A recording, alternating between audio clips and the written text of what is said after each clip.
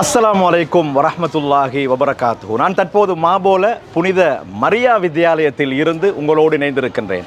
Send Mary's college என்றால் வத்தலை மாபோலை மக்களுக்கு ரொம்பவே பரிச்சயமான பழைய பாடசாலை.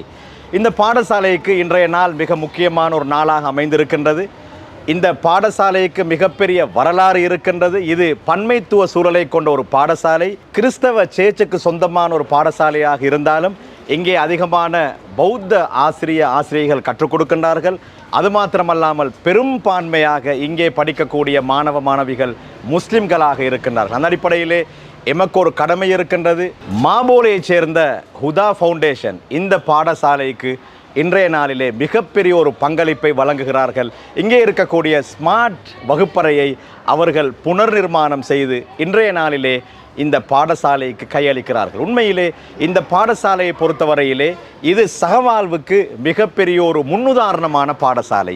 இங்கே அதிகமான முஸ்லிம் மாணவ மாணவிகள் படித்தாலும் கூட பௌத்த மாணவ மாணவிகள், கிறிஸ்தவ மாணவ மாணவிகள், இந்து மாணவ மாணவிகள் என்று எந்த விதமான பாகுபாடும் இல்லாமல் இந்த பாடசாலையிலே எல்லா மதங்களை சார்ந்த பிள்ளைகளும் படித்து கொண்டிருக்கின்றார்கள். அந்த அடிப்படையில் இங்கே எல்லா மதங்களும் கற்றுக் கொடுக்கப்படுகின்றன என்பது மிக முக்கியமான ஒரு விடயமாக காணப்படுகின்றது. கல்விக்கு கரம் கொடுப்போர் என்றும் மரணிப்பதில்லை என்று சொல்வார்கள். அந்த அடிப்படையிலே ஹுதா ஃபவுண்டேஷனை சேர்ந்தவர்கள் இன்றைய நாளிலே இந்த பாடசாலைக்கு செய்த இந்த மிகப்பெரிய சேவை வரலாற்றில் எப்போதுமே மறக்க முடியாத ஒரு மிகப்பெரிய ஒரு தர்மமாக மாறும் என்பதில் எந்த விதமான சந்தேகமும் இல்லை. இனி வாருங்கள் எம்மோடு இந்த பாடசாலையிலே ஸ்மார்ட் வகுப்பறையின் ஆரம்பிக்கும் இந்த ஆரம்ப நிகழ்வுகளோடு இணைந்து கொள்ளுங்கள்.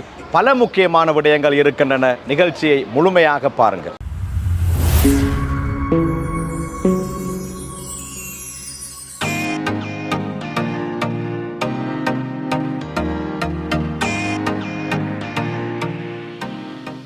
ආරාධිතව සැපැමිණි හුදා ෆවුන්ඩේෂන් ආයතනයේ ඔබ සියලු දෙනාම ඉතාමත් ආදරයෙන් පිළිගනු ලබනවා. ප්‍රථමයෙන්ම සමරු ඵලකයේ විවෘත කිරීමේ අවස්ථාවටයි අපි සූදානම් වෙන්නේ. ඒ සඳහා ඔබට ආරාධනා කරනවා.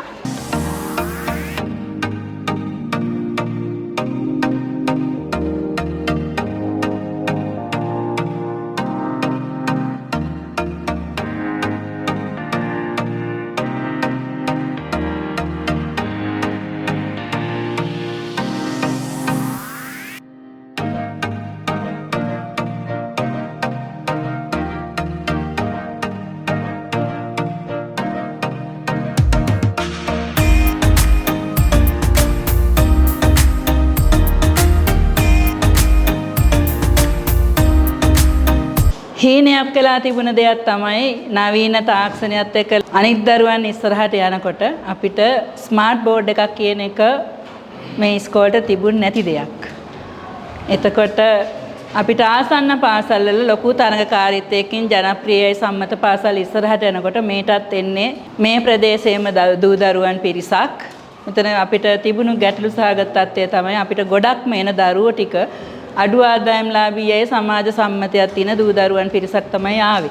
එතකොට පාසලට ලැබෙන රාජ්‍යයෙන් ලැබෙන සම්පත් වල උනත් විෂමතාවයන් බෙදී යාම් තියෙනවා. එතකොට අපිට ලැබෙන දේවල් ගොඩක් පරක් වෙලා එන්න එන එක අර ලෝකේ ඉස්සරහට ගියාට පස්සේ තමයි අපිට අවදි වෙන්න වෙලා තිබුණේ. එතකොට රටේ පැවතුණු වාතාවරණය නිසා අවුරුදු 3ක් වගේ අක්‍රීය තත්ත්වයක පාසල් පැවතුනේ.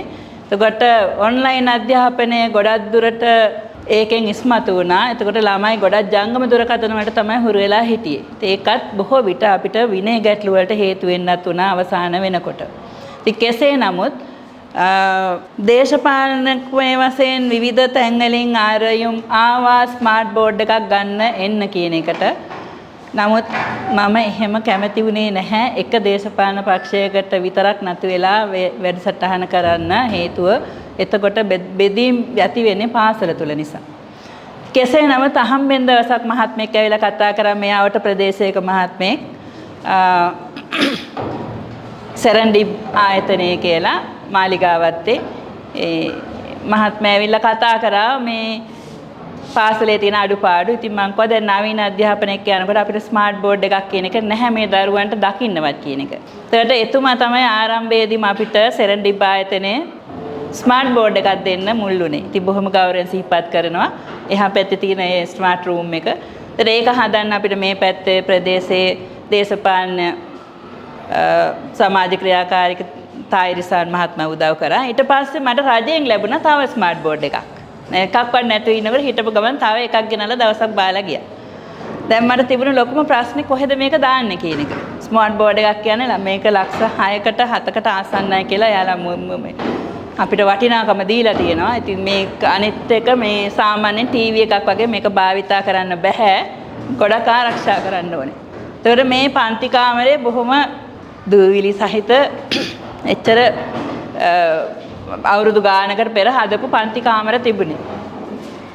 එතකොට 2025 වර්ෂයට එක වසර දරුවන් පිළිගැනීම දරුවන් ඇතුළත් කිරීමේදී දරුවෙකු ඇතුළත් කරපු මේ සාජිත් මහත්මයා තමයි ඇවිල්ලා කතා කරේ මොනවාද මැඩම් ඉස්කෝලේට වෙන්න ඕනි දේවල් මේ මාබෝල ප්‍රදේශයේ සංවර්ධන කටයුතු සඳහා තියෙන හුදා ෆවුන්ඩේෂන් කියලා ආයතනයක්. ඉතින් ඒ නිසා මේ අපිට කතා කරන්න පුළුවන් ඉස්කෝලේට මොන හරි වෙන්න ඕනද කියලා. ඒතර මන්ට ඒ වෙලාවේ තිබුණ මූලිකම දේ තමයි මේක ගෙනල්ලා රෙද්දකින් වහලා තියලා තිබ්බා. දූවිල්ලෙන් ආරක්ෂා කරගන්න ඕන නිසා. ඊපස්සේ මම පෙන්නලාම කිව්වා මට මේ පන්ති කාමරේ ස්මාර්ට් ක්ලාස් රූම් එකකට හදා ගන්න ඕනේ කියලා. එතෙන් සිට මම හිතන්නේ ජනවාරි මාසේ ක්‍රියාත්මක වෙලා බොහොම කඩිනමින් මේ කණ්ඩායම එකතු වෙලා හුදා ෆවුන්ඩේෂන් ආයතනය මේ ඉස්කෝලේට ඇවිල්ලා හොයලා බලලා මේක නිකම්ම දැල් ගහපු නිකම් හිස් පන්ති කාමරයක් තිබුණේ. ඒතර මේවා වීදුරු ගහලා මේ දොරවල් අලුතෙන් දාලා පොළව ටයිල් කරලා බොහොම ලස්සන ස්මාර්ට් ක්ලාස් රූම් එකක් බවට අද පරිවර්තනය වෙලා තියෙන්නේ. වත්තල මාබෝල ප්‍රදේශයේ මේ හුදා ෆවුන්ඩේෂන් කියන ආයතනයේ මූලික අනුග්‍රහයි.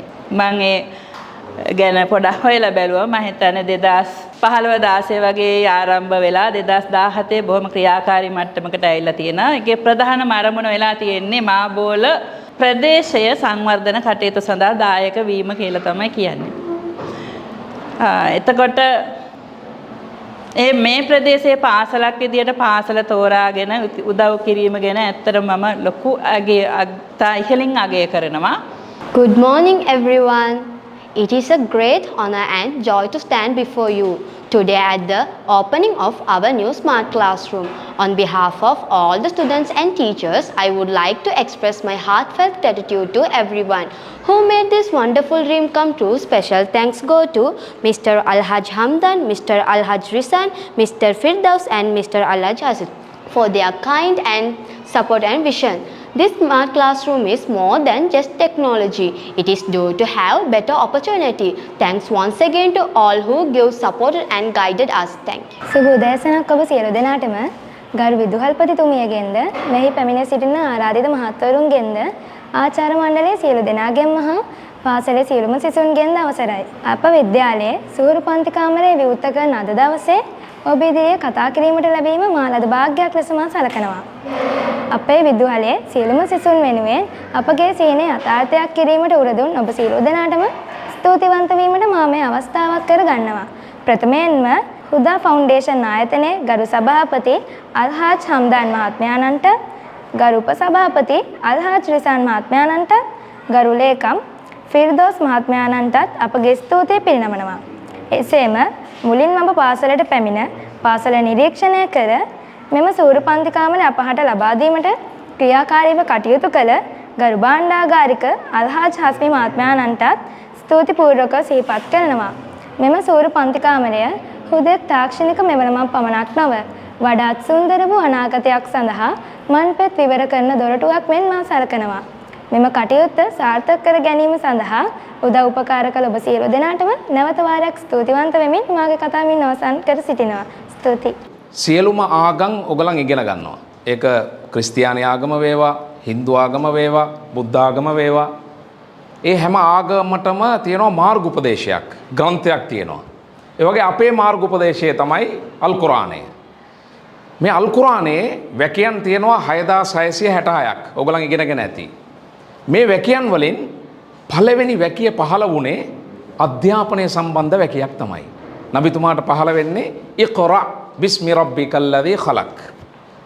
මේ විශ්වය මවාපු දෙවියන් වහන්සේගේ නාමයෙන් පාරායනය කරන්න.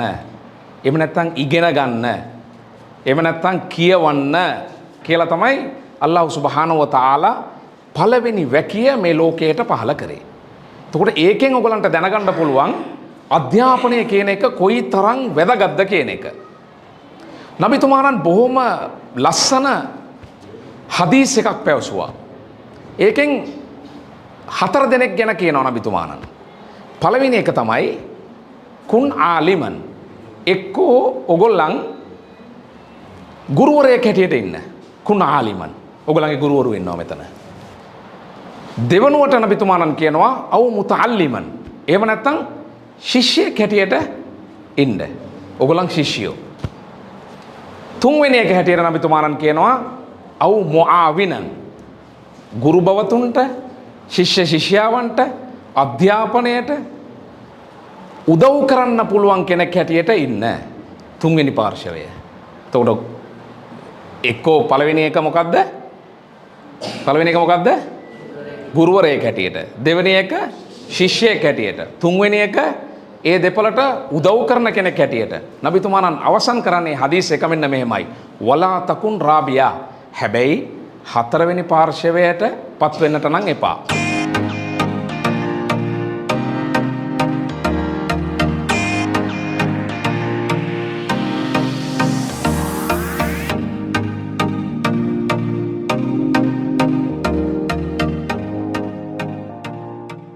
மாம்போல புனித மரியா வித்தியாலயத்தின் ஸ்மார்ட் வகுப்பறை இப்போது இந்த இளம் சமூகத்திற்கு வழங்கப்பட்டிருக்கின்றது.